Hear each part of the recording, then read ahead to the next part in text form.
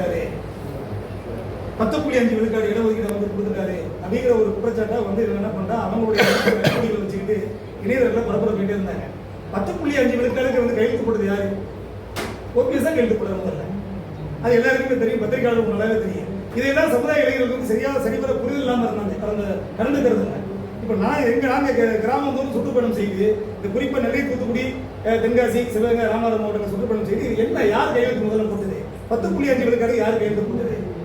OPS ஆங்க அப்படிங்கிறத எடுத்து சொன்னதுக்கு பிறகு அதெல்லாம் தெளிவு வந்துட்டாங்க. அது கடந்துக்கிறது. இந்த கருத்துல எனக்கு 2 பேரும் இல்லாம இருந்தாலும் அமோக வரவேற்பு இருக்குன்னு சொல்றாங்க. அது எந்த மாற்றமும் கிடையாது.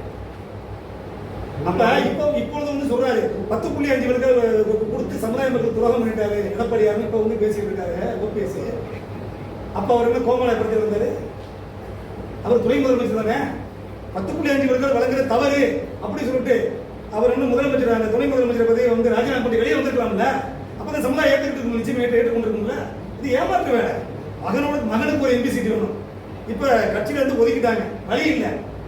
இப்ப வந்து அரசியல் அனாதை ஆயிட்டார் ஓபிஎஸ். ஓபிஎஸ் யாருன்னா இப்ப அரசியல் அனாதை, சமுதாய மக்கள் மக்களே அனாதை தான் இப்போ. ஏன்னா தாய் இயக்கமான தமிழ்நாடு தேவர் பேரை தூக்கி போட்டதுக்கு அப்புறம் இங்க ஒண்ணுமே கிடையாது.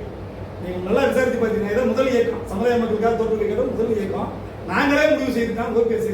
கடந்த தேர்தலில் பலாப்பழ ஜனத்தை கீழே சொன்னாங்க. அதை வந்து பேசியிருக்கிறேன். அது வந்து வெளியே வரல, பத்திரிகையாளர் சந்திப்பு கிராமங்களில் பேசியிருக்கேன்.